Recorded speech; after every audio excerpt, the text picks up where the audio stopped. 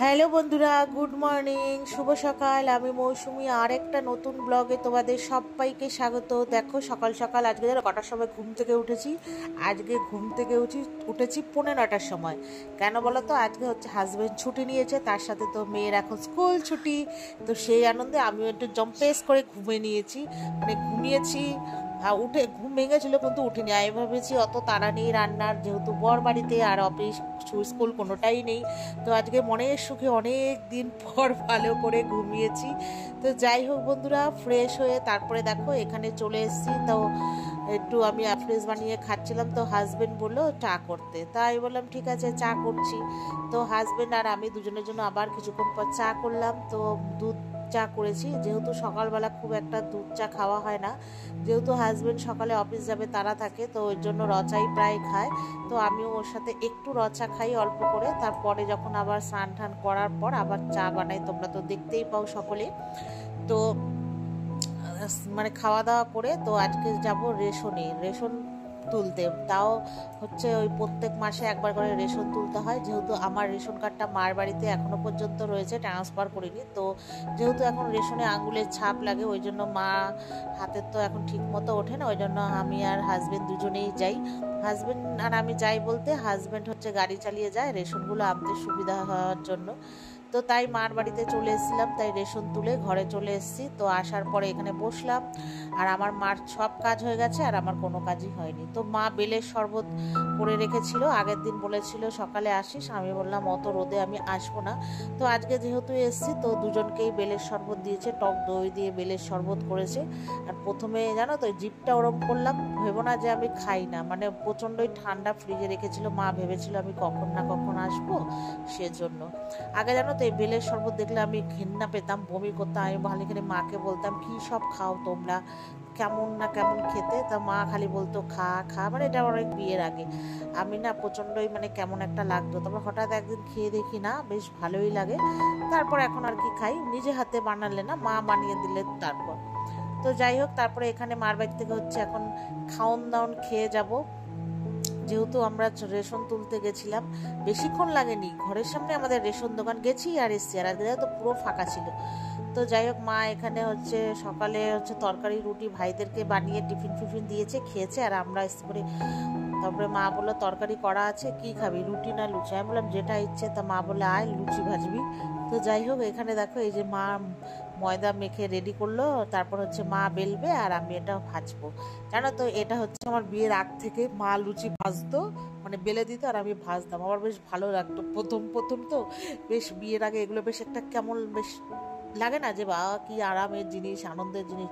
আর এখন ভীষণ বোরিং লাগে, কিন্তু উপায় নেই, মা হচ্ছে এখন বেলে দেয় আর আমি ভাজি। হোক, এখন এটা ইচ্ছে না করলেও করতে হবে। আর নতুন নতুন দেখবে সব কিছুর একটা বেশ আনন্দ লাগতো না, বিয়ের আগে দেখবে সব কিছু একটা আনন্দ সহকারে আনন্দ করে করা হতো আর কি। আর এখন তো আর এটার আনন্দও না কিছু না, এটা হচ্ছে অভ্যাস আর রোজকার কাজ।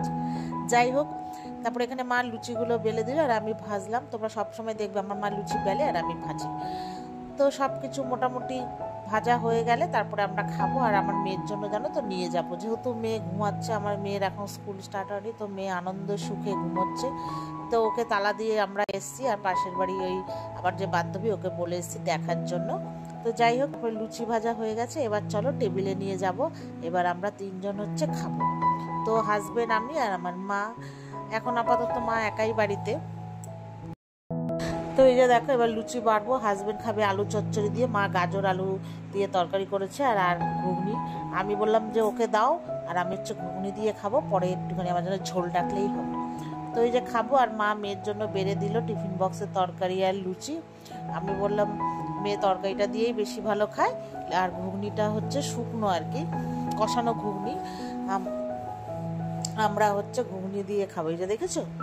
তো যাই হোক, খাওয়া দাওয়া করবো। এবার খাওয়া দাওয়া শেষ হলে চলে যাব বাড়িতে। বাড়িতে গিয়ে রান্না হবে আর কি, রান্নার ওই একটা মাথায় টেনশন, আর বর খাচ্ছে আর খোঁচাচ্ছে তাড়াতাড়ি চলো তাড়াতাড়ি চলো। তো দেখো বন্ধুরা, এই যে বাড়ি চলে এসেছি। আজকে বাড়িতে এসে আজকে রান্না করবো সিম্পল রান্নার। আমার মেয়ে এসে দেখছি ঘুমোচ্ছে, তারপরে ডাকলাম, আমি বললাম মোট, আর এখন জানো তো বাজে হচ্ছে ওই 12টার বেশি। তো আজকে হচ্ছে মার বাড়িতে বলে এসেছি শুক্তোর ডাল, জানো তো সব ভালো লাগে, আমি সব কিছু মোটামুটি পারি, কিন্তু এই শুক্তোর ডালটা আমি কিছুতেই পাচ্ছি না, আমাকে শিখতে হবে, জানি না কবে শিখবো আর কবে নিজে রান্না করে খাবো।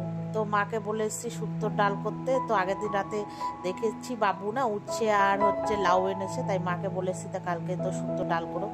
তো মা বললো ঠিক আছে। তো এই জন্য আজকে জানো তো ফাঁকিবাজি রান্না করবো, ডিমের ঝোল আর বেগুন ভাজা, শুক্তোর ডাল দিয়ে বেগুন ভাজা দিয়ে না আর গন্ধরাজ লেবু দিয়ে খেতে যা লাগে না, যা কেউ যদি কখনো না খেয়ে থাকো একবার অন্তত খেয়ে দেখবে, হেভি টেস্ট, কখনো আর ভুলতে পারবে না, সেই স্বাদ।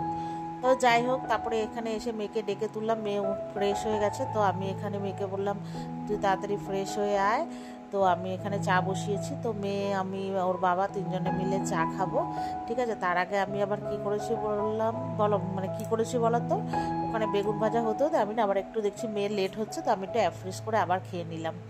তো ফ্রেশটা হয়ে গেছে আর এদিকে হচ্ছে চাটা বসিয়ে নিয়েছি। তারপরে দেখো আমি দুই ভাগে বলতে দুবারে আমি বেগুনগুলো ভেজেছি, ওই বেগুনটা ভাজা হয়ে গেছে। তো এবার ডিমের ঝোলটা করব। আর দেখো না প্রেশার কুকারে ডিম আর আলু সেদ্ধ করে দিয়েছিলাম, এবার ঢাকনাটা খুলতে গিয়ে এক হাতে ফোন আর এক হাতে ঢাকনা খুলতে গিয়ে একটা ডিমের মধ্যে এমন করে ঢাকনাটা পড়লো, ডিমটা কেমন হয়ে গেছে। তো আর কিছু করার নেই। তো তারপরে এখানে দেখো আমার চা হয়ে গেছে আর মেয়েকে বলেছি তাড়াতাড়ি আয়, মেয়ে টেবিলে বসে আছে। প্রথমে আমি বললাম চাটা খেয়ে নে, তারপরে লুচি আর তরকারিটা খাস। তো এই যে দেখো তিনজনে মিলে এবার লুচি আর তরকারি খাবো, আর ওইদিকে হচ্ছে আমি ডিম ভাজতে দিয়ে দিয়েছি, যেহেতু অনেকটাই লেট হয়ে গেছে ওই জন্য। আর বর বাড়ি থাকলে না সব কিছু একটু লেট হয়, আর রোজ তো তোমরা আমার দেখো আমার কাজকর্ম হয়ে যায়, আমার মোটামুটি জানো তো 10:30টার মধ্যে কাজকর্ম সব, 10:30 কি 11টার মধ্যে পুজো সব কমপ্লিট হয়ে যায়। আর বর বাড়ি থাকলে একটু ধীরজপানা করি, ওই জন্য লেট হয়ে যায়। তো যাই হোক, চা বেড়ে নিয়েছি আর ওইদিকে হচ্ছে ডিম ভাজার পরে এবার আলুটাও না একটু ভেজে নেব, নিলে একটু বেশ ভালোই হয়। আর মশলা তো করেই নিয়েছি, আদা রসুন কাঁচা লঙ্কা টমেটো আর টক দই দিয়ে না একবারে পেস্ট করে নিয়েছি। টমেটোটা 2 টুকরো দিয়েছি, আর যেহেতু একটু দই দেবো ওই জন্য বেশি টমেটো দিইনি, নাহলে টক হয়ে যাবে। তো তারপরে ভাজা কমপ্লিট হওয়ার পরে তেলের মধ্যে দেখো হচ্ছে জিরে ফোড়ন দিয়েছি, জিরে ফোড়ন দিয়ে এবার হচ্ছে সব মশলাগুলো আর ওই পেস্টটা যে করে রেখেছি একটু জল দিয়ে গুলে দিয়ে দেবো। আর হচ্ছে এবার কষাতে থাক, আর আমি এদিকে হচ্ছে চাটা খাবো। তার ফাঁকে আমার অ্যাফ্রেশটা খাওয়া হয়ে গেছে, বলতে খাবো। আর আমি বলছি চাটা হচ্ছে ঠান্ডা হোক, এদিকে ওরা খাক, আমি হচ্ছে পরে খাচ্ছি। তো মেয়েকে বললাম তুই চা খা, তারপরে আমি খাবারটা বেড়ে দিচ্ছি।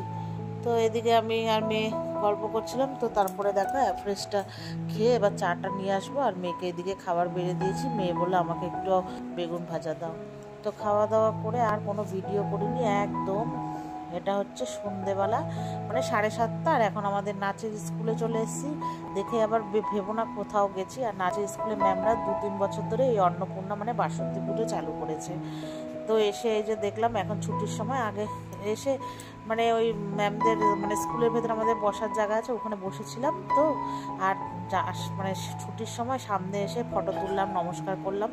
তো ম্যাম বললো ভেতরে এসে, আমি বললাম না ঠিক আছে। তারপরে ওই আমার বান্ধবী ও গিয়ে ভেতর থেকে একদম ছবি তুলে নিয়ে এসছে, ঠিক আছে। আর ওইখানে ম্যাম আর ম্যাম মানে 2টো ম্যামের মা বসেছিল আর এক ম্যাম ছিল।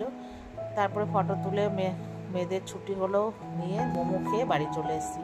আর আসার সময় দেখো মেয়ে ভুজিয়া আর আইসক্রিম কিনে নিয়ে এসছে, তো এটা এখন ঘরে বসে বসে খাবো। তো চলো বন্ধুরা, ভিডিওটা এই পর্যন্তই, টাটা।